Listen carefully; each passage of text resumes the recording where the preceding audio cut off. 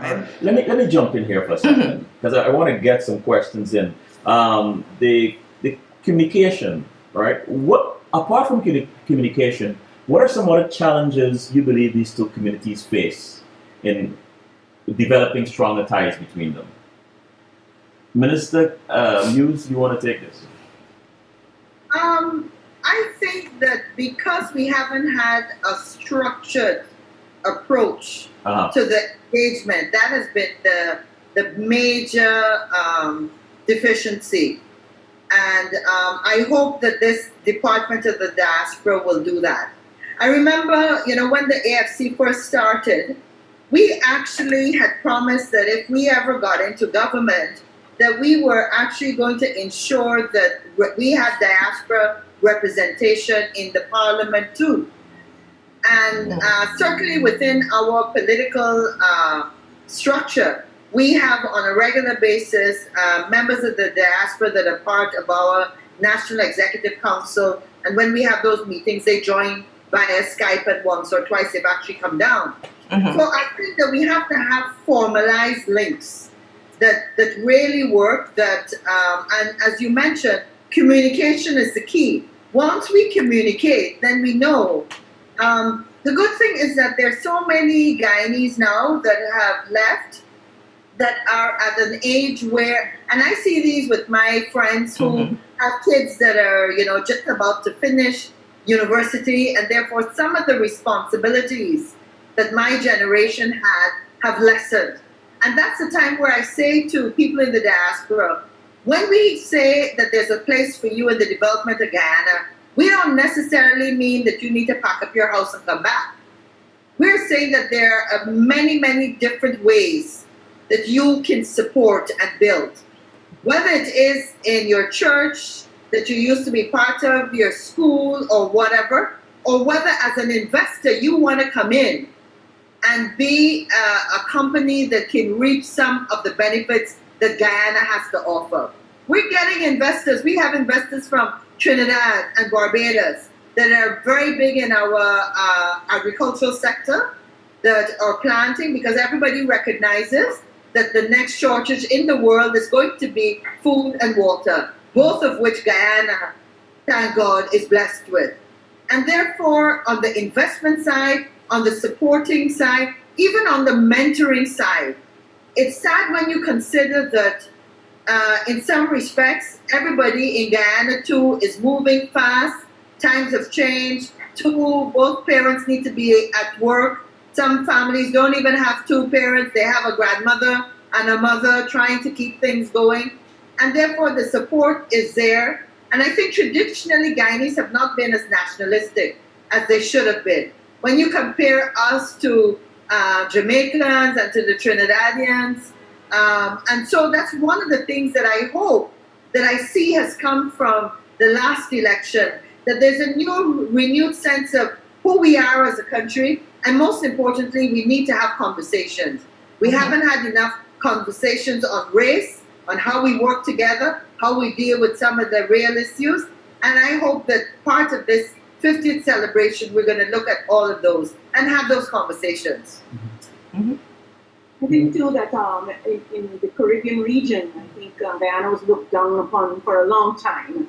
Not treated properly at the airport with the immigration. And I think it kind of made some Guyanese feel lesser than, because when you go to another, especially the Caribbean countries, that you're either turned back, placed on a bench and sent back to Guyana, or you're not allowed in the country, or you're hassled as to how much money you have, who you're going with, where you're going to be staying, as if you're going there like a thief. And I think for years, because of that kind of treatment, people started to say that they were not Guyanese, because we didn't want to have that kind of treatment. So somebody said, well, I'm Trinidadian, we Guyanese, we can fit in an accent in the blink of an eye. At the time we reached Trinidadian, we are Trinidadians. And so people started to assume other identities of other Caribbean countries in order to survive, for better survival. And I think that had some kind of impact on people not being as proud as they should have been of their country, to say that I am from Guyana. Well, one of the things, I spent 7 years in Jamaica, And one of the things I look at is the fact that on the media side, and of course I come from a media background similar to Desiree, when you look at the fact that Jamaica, for example, has a very specific brand that they sell throughout the world. Jamaica has branded themselves. And I think we have had difficulties. We have had individuals that have given us a bad reputation. But if you look at the Caribbean environment, or even in the larger diaspora, we have failed to send positive messages of who we are as a country and what we have to offer. And therefore, I think the negative has just piled up. So when they think of you, I've gotten the same thing. Oh my gosh, you're not Guyanese. You can't be Guyanese. You sure you're Guyanese? And those are the kinds of things that we've had to live with. But the reality is that I'm happy to say that as part of our tourism awareness, as part of building a tourism industry, we are actually going to start a very specific social media campaign, a campaign that will put out messages internationally and in the Caribbean, where close to 25% of our visitors come from the Caribbean region, and another 42% come from the diaspora. So I think you're going to start to see those messages of the size of Guyana, the things that we do, our land, our agriculture, our industries, our gold, our diamonds, our sugar, all the things that we have done to support the Caribbean, that maybe those messages haven't gone out. So I hope that in time we'll see a change. I think that with the new media, with social media, and the new way in which communication is working, not a communication expert like you guys, but I see it with my kids who are young and into a lot of the social media, that there is a change, right? And a lot of it was used during the election campaign, the build up to the election, and then and it has continued now, where you are seeing people now taking up that pride in Guyana and being proud to be Guyanese. And when you look at some of the conversations that have been taking place and the questions that are being asked and so on, and what we have to do then now is to try and capture everything that is positive and try and highlight and put all of that forward. You know, the simple thing of, you see a nice post about Guyana and you forward it. Don't only forward the ones about suicide, right? Forward the ones about our wildlife. Forward the ones that, the pictures of that flag going up. I don't know, they've been seen probably millions of times now. And try and let us get all of those positive images out. I'm gonna be a little bit of a maybe get a little real here. Indeed, some of us who do go back from the diaspora, we do get a little bit impatient. You know, when you're coming from a place where your internet works with the snap of your finger, and you're walking around with 2 and 3 devices and all them picking up things, and then you go. I remember way back when at the millennium change in 2000, when I went home to Guyana, and everybody in the whole rest of the world was wondering whether the world was shut down at 2000, and all of these things happening, and Guyanese were what? Planning their All Year's Night parties, right, Kathy? and you were asking, oh, well, have you backed up all your computer data? Have you done this and that? And Guyanese were like, what do we have to do that for?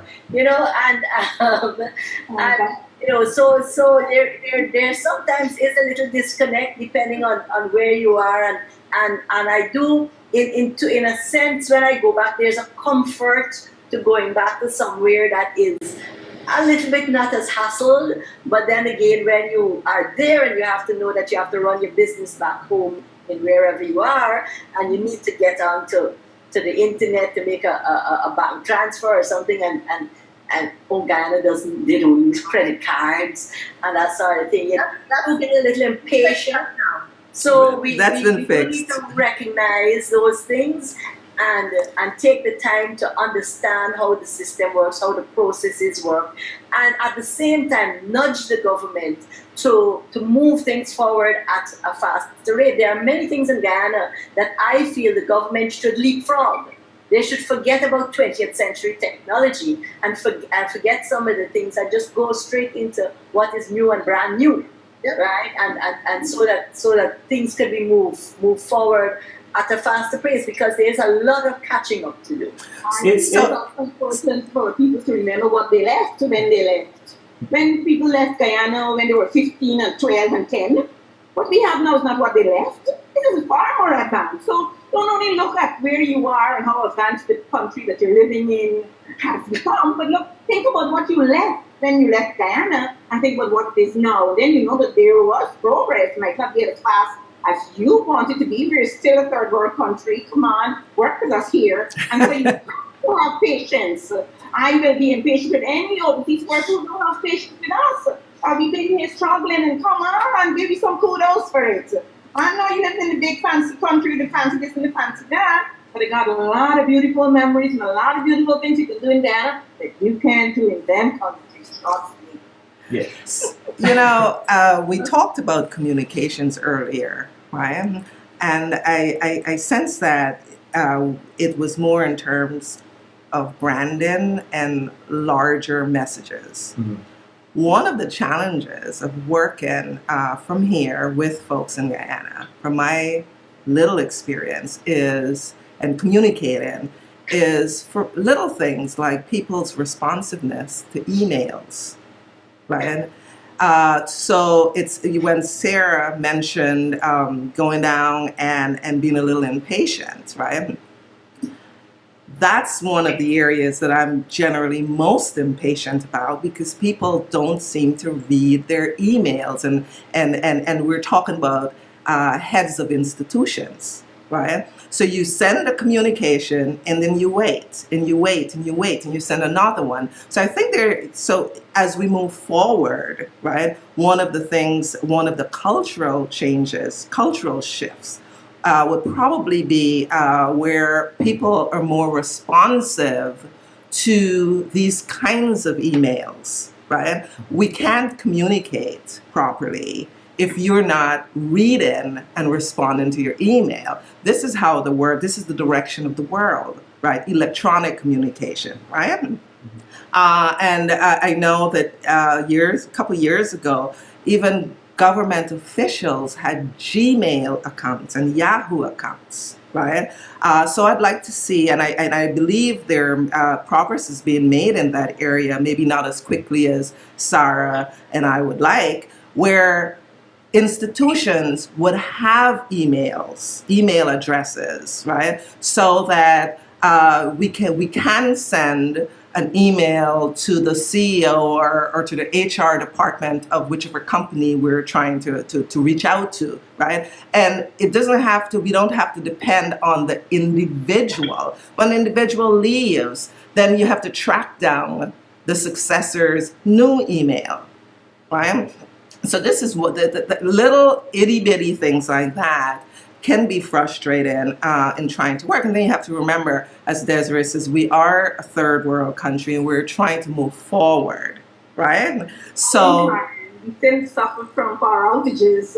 And so if you don't get your response from your email right away, maybe we don't have the power to send it. A lot of people are sending emails and stuff on their phones, and we're working to ensure we have power all the time. We are a country that still suffers from power outages. Right. To my own tonight, so I'm frustrated because I got work to do and I can't use my computer because there's no power. So remember that as well. No, I do remember that, and I do take that into consideration. But you can't. I doubt whether there's a continuous power outage for 2 weeks, right? So remember, you got to get into their office to respond. All of that.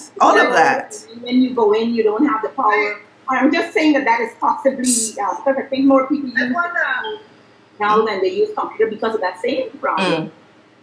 I wanna bring a different perspective. Mm-hmm. I think you're absolutely right in that. Yes, we do need to be a little more conscious of time. Timeliness, being prompt to events and things like that, and also, as you have said, in the context of responding. But I want to share a little story. I always remember I worked with a cable company in Texas, Mm-hmm. And I remember when I came back to Guyana, one of my managers at that time came, and I had come back and set up a video production company. Mm-hmm. And so I was literally doing what I did in the US, except as the manager delivering a nightly program in the US. I had about 15 or 17 people supporting me in that delivery of news every night. My former manager comes to Guyana. I'm doing a newscast every night again, except instead of the 17 people, I am doing it with 5. The cost of my equipment and my investment is identical to the cost of the equipment at my old office in Texas. But the cost that you can sell the product to the marketplace is almost 1/10 or 1/5. So instead of those 15 employees, I have 5 people delivering exactly the same thing. Same equipment I had before, same kind of program. And those are the challenges that quite often people in the diaspora don't recognize. If the economics of the situation were different, then you would have more staff and you would not have to be dealing with all the issues. So when you talk about the blackout, you then have to stop, you have to go turn on the generator. You might have forgotten to put oil in the generator, so you gotta go and double check. Those are the realities and the challenges of what we do in a Guyana context. So what do we need to do? What kinds of things do we need to do, Minister? We have 1 minute left. To move this forward. Well, I think that's where the government comes into place, because a lot of the things you would have heard that we just I have a new addition to my ministry, and that is the Ministry of Public Telecommunications. Mm-hmm. Congratulations. Thank you. But when you think about it, a lot of issues that we're talking about is related to telecommunications. Mm-hmm. And therefore, there's legislation that I have to bring in the next couple of months that will actually liberalize our economy, because in terms of telecommunications, because as you know, we've only had 2 major telephone companies that are in that market. In terms of making sure that we have broadband internet connectivity across the length and breadth of Guyana, because we haven't even talked about places like Anai, where you don't have enough teachers, and therefore it's so important to make sure that you can have live streaming of a teacher, say, at Bishop's, teaching, and someone in Anai in a school, in a classroom, being able to tap into that same biology class. So the infrastructure, the things that we haven't done in the last 50 years, or let's say the last 20 years, have to be accelerated, and we need to do it. And unfortunately, it will take time. We're committed to doing it as fast as we can. But guess what? People expect it yesterday. So what do we... a lot of things that the government... That has to be the last word. Because we have to go. We have a panel of... Now we're getting juicy. You have to have us ladies back. I definitely will have you back. This conversation is now starting up. Good night, everybody. Thank you, ladies. Thanks, bye, ladies. Bye-bye. Bye.